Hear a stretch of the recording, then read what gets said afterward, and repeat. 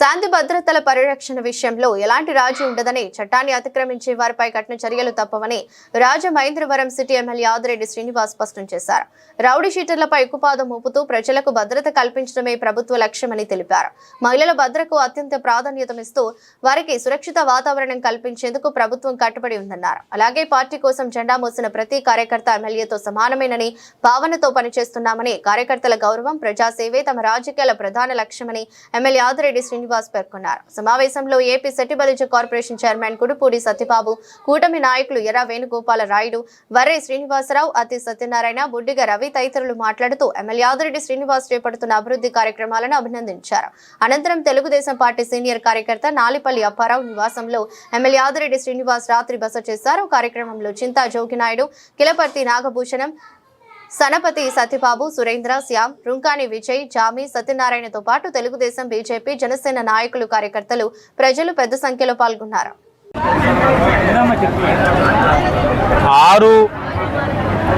631వ వార్డులో మన ఆదిరెడ్డి అనే కార్యక్రమం ప్రారంభించుకోవడం జరిగింది. మొదటిగా అధికారులతోటి సమావేశం, తదుపరి కార్యకర్తలతో ముఖాముఖి, ఈ వార్డులో చేసిన అభివృద్ధి కార్యక్రమాలు, ఈ 2 సంవత్సరాల్లో 6వ వార్డులో ఇప్పటికీ 1,20,00,000తో పనులు పూర్తి చేసుకోగా, పుష్కర పనుల్లోని 2,31,00,000తోటి సుమారు 8 పనులు మంజూరు చేయడం జరిగింది. అలాగే 31వ వార్డులో పుష్కర పనుల కింద 22 పనుల్ని ప్రతిపాదన చేయగా 4,24,00,000 శాంక్షన్ కూడా చేయించుకోవడం జరిగింది. అంటే ఈ 2 వార్డుల్లో కూడా పుష్కర సందర్భంగా అన్ని కార్యక్రమాలు కూడా పూర్తి చేసే విధంగా ఒక కార్యాచరణతో ముందుకు వెళ్తా ఉన్నాం.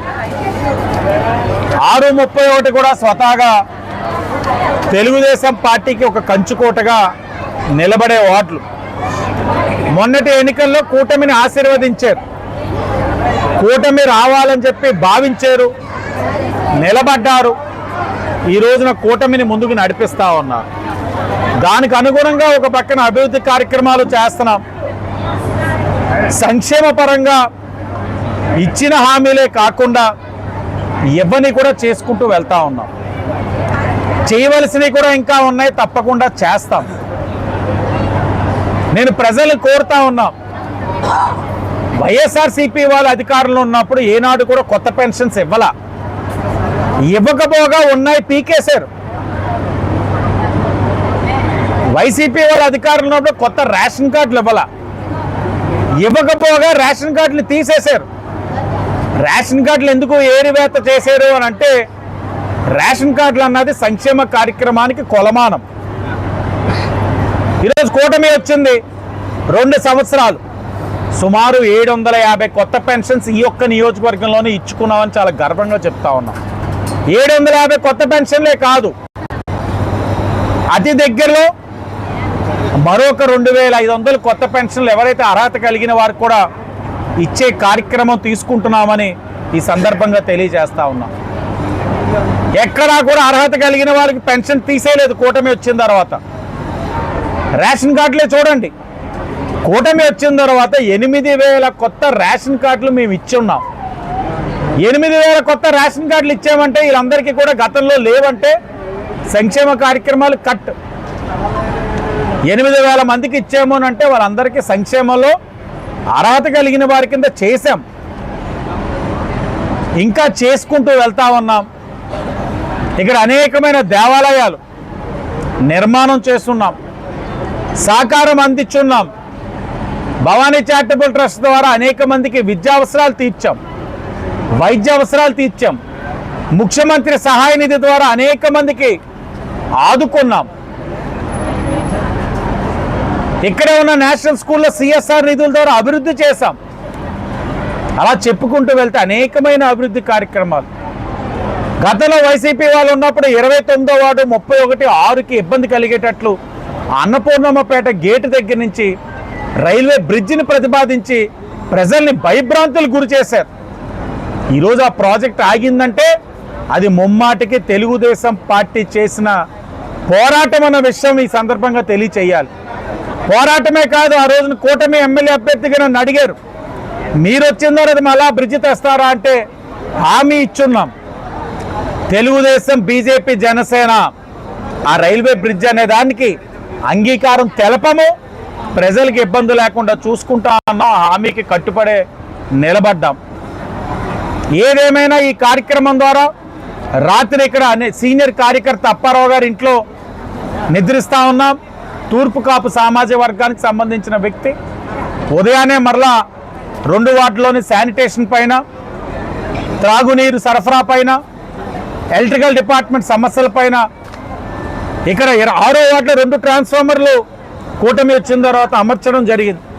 31వ వార్డులో మరొక 2, మొత్తంగా ఈ 2 వార్డులో 4 ట్రాన్స్ఫార్మర్లు వేయడం జరిగింది.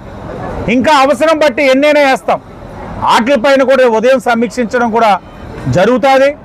కార్యకర్తలకు ఒకటే తెలియచేసాం, చంద్రబాబు నాయుడు గారు, పవన్ కళ్యాణ్ గారు, మోడీ గారు ఏ విధంగా అయితే ఐక్యతగా ఉండి ఈ రాష్ట్రాన్ని ముందుకు తీసుకెళ్తా ఉన్నారో, డబుల్ ఇంజిన్ సర్కార్ అంటే ఏ విధంగా ఉంటుందో మనందరికీ కనబడే విధంగా అభివృద్ధి కార్యక్రమాలు చేస్తున్నారో, పరిశ్రమలు తీసుకొస్తా ఉన్నారో, ఉద్యోగాలు కల్పిస్తూ ఉన్నారో, వారి యొక్క స్ఫూర్తిని క్షేత్రస్థాయిలో కూడా మనం బలోపేతం చేయాలి. అంటే క్షేత్రస్థాయిలో బూత్ లెవెల్లో తెలుగుదేశం, బీజేపీ, జనసేన వారు కలిసికట్టుగా పనిచేయాలి, పార్టీల్ని ముందుకు తీసుకువెళ్ళాలి. రాజకీయంగా అనేక మందికి ఎండోమెంట్స్లో ప్రాధాన్యత ఇస్తూ ఉన్నాం. ఇంకా ప్రాధాన్యత రాని వారికి కూడా ఏ విధంగా ఉండాలన్న దాని మీద చర్చించుకుంటూ వెళ్తూ ఉన్నాం. ఏదేమైనా ప్రజలు కూటమిని కోరుకుంటా ఉన్నారు, శాంతి భద్రతలు కాపాడుతూ ఉన్నాం, అల్లరి మూకలపైన కఠినంగా వ్యవహరిస్తూ ఉన్నాం, బ్లేడ్ బ్యాచ్, గంజాయి బ్యాచ్ పైన కూడా కఠినంగా వ్యవహరిస్తూ ఉన్నాం. ప్రజలకు ఇప్పటికీ అనేక సందర్భాల్లో ప్రజా దర్బారానో, సచివాలయ వ్యవస్థ ద్వారానో అందుబాటులో ఉన్నాం. ఈరోజు కేవలం కార్యకర్తలతో కూర్చోవాలి, తెలుగుదేశం, బీజేపీ, జనసేన జెండా మోసిన వారితో మాట్లాడాలి, చర్చించాలి. కూటమి యొక్క స్ఫూర్తిని క్షేత్రస్థాయి నుంచి, బూత్ లెవెల్ నుంచి బలోపేతం చేయాలన్న ఉద్దేశంతో ఈ కార్యక్రమం తీసుకున్నాం. ప్రజలు వస్తున్నారు అర్జీలు ఇచ్చుకొని, ఇంకా పెన్షన్లను, ఇళ్ల స్థలాలను. తప్పకుండా కూటమి పైన మీరు ఏ విశ్వాసం అయితే పెట్టుకొని ఆశీర్వదించారో అన్నీ కూడా నెరవేర్చే విధంగా కృషి చేస్తున్నాం, చేస్తూనే ఉంటామని కూడా ఈ సందర్భంగా తెలియజేస్తూ అందరికీ ధన్యవాదాలు.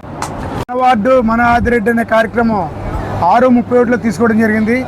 ఈ రోజుతోటి 11 వార్డులు కంప్లీట్ అయినాయి.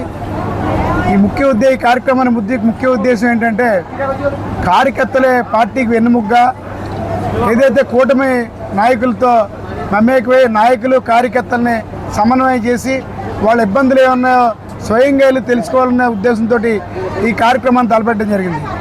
రాష్ట్రంలో 175 నియోజకవర్గాల్లో ఇది మొట్టమొదట కార్యక్రమంగా తీసుకోవడం జరిగింది. ఇటువంటి కార్యక్రమం ఎక్కడా జరగలేదు. గతంలో పల్లె నిద్ర అని చెప్పి పల్లెటూరులో ఉండేది, ఇప్పుడు సిటీల్లో కూడా తీసుకోవడం జరిగింది. ఎందుకంటే ఏదైనా కార్యక్రమం మీద ఎమ్మెల్యే ఇంటి దగ్గరికి వెళ్తే ఎవరైతే వాళ్ళు ఉన్నారో, ఎవరైతే విజిటర్స్ ఉన్నారో విజిటర్స్కి ప్రాధాన్యత ఇస్తా రోజుకి ఉదయం 300 మందికి, సాయంత్రం 200 మందికి ఆయన సేవ చేయడంలో నిమగ్నమై ఉన్నారు. అక్కడే ఉండిపోతే కార్యకర్తలకి, నాయకులకి మనం ఏం చేయగలం? కార్యకర్తలు మనకి పార్టీకి వెన్నుముగ్గా ఉంటేనే ఇవాళ ఇంత మెజార్టీ రాజమండ్రికి ఇచ్చిన కార్యకర్తలను మనం కాపాడాలనే ఉద్దేశంతో ఇప్పటికే చాలామందికి చాలా రకాలుగా ఎమ్మెల్యే గారు చేయడం జరుగుతుంది. అందులో భాగంగా ఇవాళ ఈ కార్యక్రమాలు తీసుకోవడం, అలాగే ఆ వార్డులో ఇంకేం పెండింగ్ ఉన్నాయి, పుష్కరాల పనులు ఏం క్లియర్ అవ్వాలి, ఇప్పటికే 6:31 కలిపి చాలా డ్రైన్లు, రోడ్లు, ఏదైతే వాటర్ స్పెషాలిటీ అన్నీ కూడా కార్యక్రమాలు తీసుకోవడం జరిగింది. వార్డుల స్పందన ఈ కార్యక్రమం ఏమవుద్దని ఫస్ట్ అనుకున్నాం, కానీ విపరీతమైన స్పందన వస్తుంది.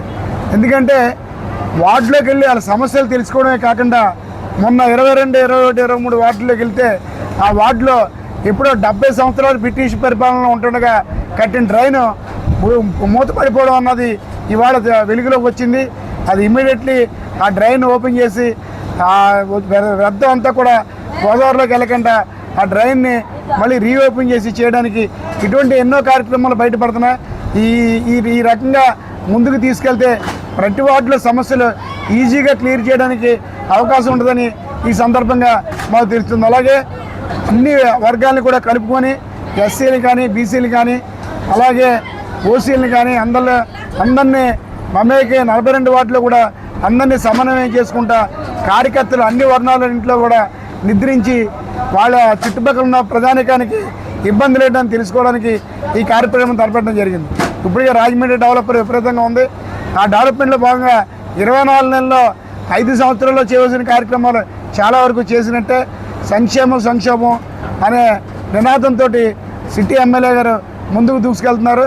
అలాగే సిఎస్ఆర్ నిధులతోటి అనేక రకాలైన కార్యక్రమాలు స్కూల్స్ డెవలప్మెంట్ కానీ అలాగే టెంపుల్స్ డెవలప్మెంట్ కానీ అలాగే మసీదులు కానీ చర్చిలు కానీ ఇలా అనేక విధాలుగా చేసుకుంటూ భవానీ చారిటబుల్ ట్రస్ట్ తరఫున కూడా పిల్లలకి విద్యా వైద్యానికి మొదటి ప్రాధాన్యత ఇస్తాం.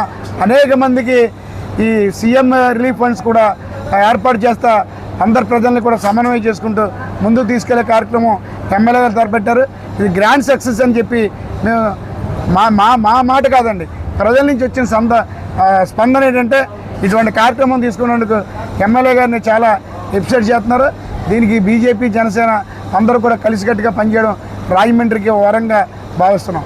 ఎందుకంటే ఒక పార్టీని మెయింటైన్ చేయడమే కష్టమైన పరిస్థితుల్లో ఇవాళ కూటమిలో భాగంగా ఎవరితోటి ఏ విధమైన ఇబ్బందులు లేకుండా బీజేపీ జనసేన ప్రథమ ప్రాధాన్యత ఇస్తున్నాం. ఒకవేళ ఏదైనా మీటింగ్ కానీ ప్రెస్ మీట్ కానీ ఏదైనా కూడా ముందు ప్రాధాన్యత వాళ్ళకి ఇచ్చి తీసుకెళ్తా రాజమండ్రిలో కూటమిని మాత్రం బ్రహ్మాండమైన సమన్వయం తీసుకుంటూ తీసుకెళ్తామని చెప్పి ఈ సందర్భంగా తెలియదు.